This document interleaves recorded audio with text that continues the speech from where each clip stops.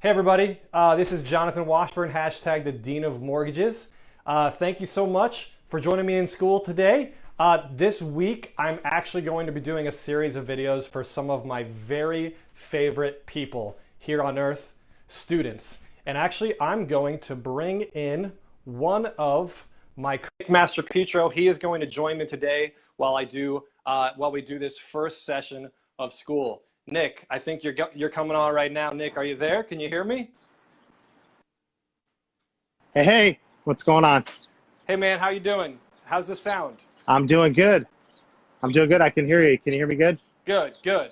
All right, so cool. So as you know, I was a high school teacher and dean of students for almost a decade, so I still consider myself to be a teacher at heart. High school and college students are some of the coolest people around. They still have this really weird idea that they can actually go out and change the world, right? They haven't had this hope beaten out of them yet, like some of us have as adults. And so I mean this with all my heart. Young people very seriously inspire me. So I wanted to give back to them this week. I wanted to give back, see what we could do to help them on their financial future. So Nick, why do Absolutely. you think it's a good idea for high school and college students to start preparing right now to try and purchase a home someday? Right. Well, I think it's important because number one, the fastest way to accumulate wealth in the United States is through home ownership. And, when we think about a high school student, a college student, they are in, like you said, like they kind of have that mind frame already, like they can conquer anything, for one. Two is that, they're at a point where they don't need possibly to own a home. Right. They don't need, your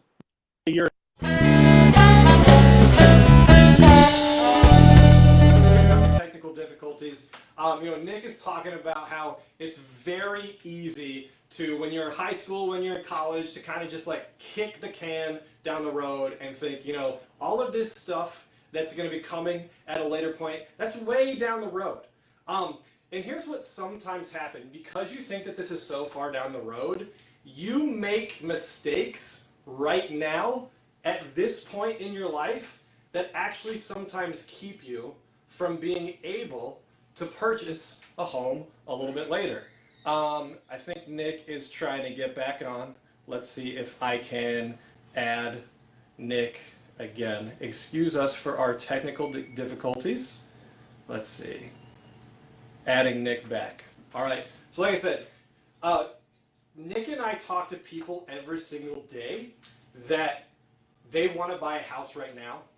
And because of something that they did 5, 10, 15 years ago, they're not able to. So that's kind of what Nick and I are trying to do this week, to help college students, to help high school students make decisions which won't keep them from being able to do that in the future. Nick, go on where you left off. Yeah, I'm so sorry about that, guys. Basically, the point is don't get into a spot to where I now want to buy a mortgage and it's too late to prepare for that, right? So I went out and I bought, a BMW or Mercedes that I wanted because I had a job. I didn't have any other expenses. And, I didn't prepare for it because a house was down the road, right? But if you wait till when you need it, maybe you don't qualify for it. That's an issue. Right. Yeah, I think one of the biggest ideas that you and I kind of want to speak to today is that owning real estate is one of the single best ways to build wealth, kind of in this country. What do I mean by that? What do I mean when I say that owning real estate helps you build wealth? Well, I mean, just think about it this way. For someone who rents, like, what do they have to show for it when it's all said and done? At the end of the day, what do you have to show for it besides a roof over your head, a place to entertain guests? It's all good things. This is not a bashing on those who rent.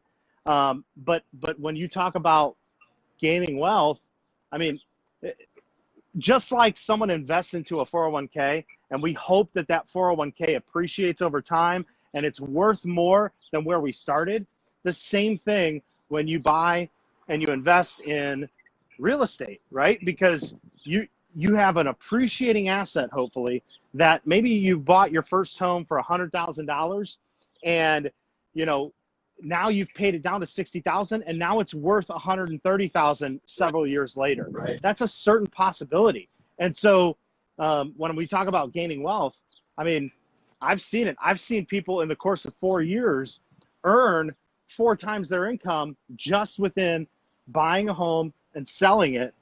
And once again, it served their purposes. It was a roof over their head, and it was a place for their spouse and their children. But all the meanwhile, while they slept, were gaining wealth within that home. Right. Yeah, I mean, I can certainly speak from that experience. I was a teacher for 7 years. As you may or may not know, teachers don't necessarily make a ton of money, right? Especially where I was teaching.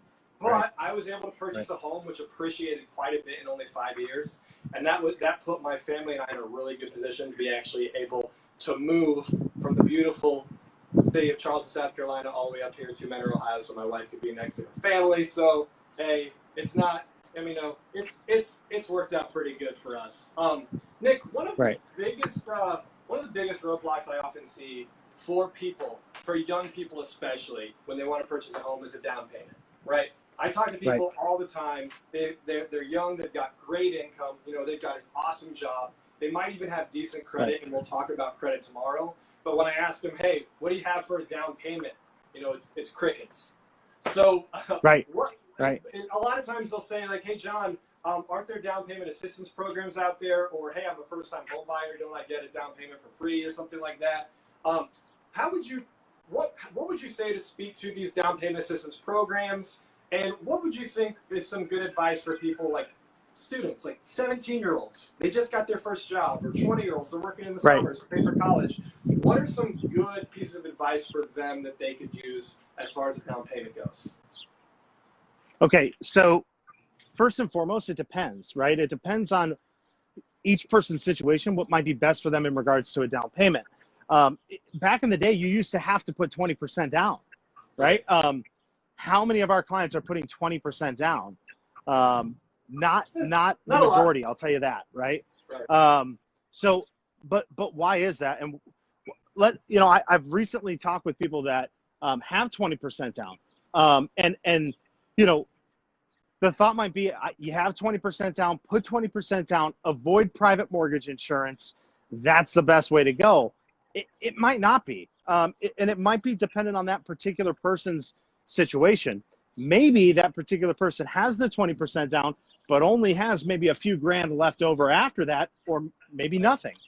To which I would say is, don't spend all your money on a down payment, get into a home and not have money for unexpected maintenance needs, right? So that is important, okay? There are programs out there with 3% down, 3.5% down. Yes, there's private mortgage insurance, sure.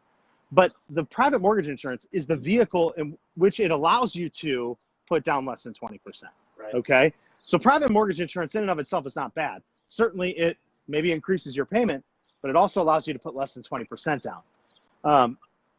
So whereas somebody might be able to put 20% down, that's great. You might have the difference between 10 and 5. Maybe I have 10% down to save to put down for a mortgage. Maybe it's best for me to put 5% down and keep the other 5% in case the water heater goes, right? My biggest piece of advice, and this is personal experience, and we got some dark clouds coming in here, huh? Look at that. I'm holding up a selfie stick. That's right. You heard me say it. I'm holding up a selfie stick. I don't know if you're supposed to do that when it's storms, so we'll see how this works out for me.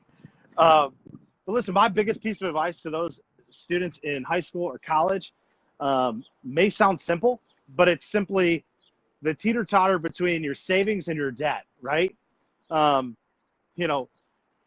go into debt to save money, right? At the same expense, or at the same time, oh, well, I didn't want to buy this outright, so I charged it, right? So now I saved money, right? That's certainly one way of thinking. But if we can keep our debts low and we can save money, that puts us in the best scenario. We talked about it earlier. We don't want to get to the point where we're now ready to buy a home and we look at our debt as it relates to our income and we go, well, man, I've got the Mercedes payment. I have no money saved. I've got my boat. and I'm living in a 500 square foot apartment, right? Right. So if the goal is wealth, accumulation of wealth, the goal is to purchase a home, let's talk about lowering our debt, maybe not going for that BMW, maybe a Corolla will do just fine, okay? Lowering our debt, saving money, and that will put you in the best scenario. And guess what? As a college student, besides student loans, if they have student loans, most college students in high school, specifically high school, they don't have a lot of debt. The slate is clean. Let's start correctly. Yes. We're going to talk about student loans tomorrow. We're going to talk about credit scores tomorrow. So those of you in high school and college that are thinking about getting, $100,000 in student loans in order to get to college, to get ahead in life, we'll talk to that specifically tomorrow. We'll talk also about credit scores. Nick, thank you so much for your advice. One thing I think that is super important that you said is to save and try to stay out of debt, right? Just to save as much as possible. One practical piece of advice I would say is to try to save a little bit every month, no matter how small it is. If you're only putting $25 away this month, maybe you try to put $200, maybe you try to put $400 away, but you're only able to put $25 away this month, still do it. Always try to save something. We were talking about some down payment assistance programs. To be honest, there are some pretty decent ones that I have advised clients to use in the past. Others have some pretty crazy, scary terms that I would never want to put anybody in. I would say, don't be in a position where you have to rely on it. And like Nick said, even if we're using down payment assistance is not for somebody that has no money, right? Down payment assistance is for someone that already has some money. Maybe we're getting a little money to cover some closing costs so that we don't have to move in the house with $0. We want to move into the house with money in case the water heater goes. I bought a home last year. The refrigerator broke on day 3. Day 3, it's almost like the previous seller planned it out that way, right? So, like I said, tomorrow we'll look at credit scores. We are going to look at student loans. I'm actually going to have another loan officer on tomorrow. He's never done a video with me before, so all of you out there, try to guess who that is. It should be pretty good. Nick, if you have one piece of advice for every student in America, high school or college, what is it? And don't say go Buckeyes. Hey, listen, I've just got to reiterate something I already said, okay? And it's one piece of advice, twofold. Keep our debts low and save money. Keep our debts low and save money. I know it's redundant of what we've already said, but that is the best piece of advice we can offer. And listen, it's easy as a high school student, a college student, to think that that's the boring way, right? All your other friends are maybe saving up for that car or, spending on whatever it is they want, right? But here's what I maybe would encourage some high school and college students to do. Maybe hop on the internet and take a look at some houses in the area that you might enjoy, right? And realize that, hey, that's something worth saving for. But that's my one piece of advice. Keep our debts low, save as much money as possible, and do it ahead of time, right? And you're going to put yourself in a really good position when it comes time, maybe low, mid-20s, when you want to buy your first house, it's going to put you in that position. Yeah.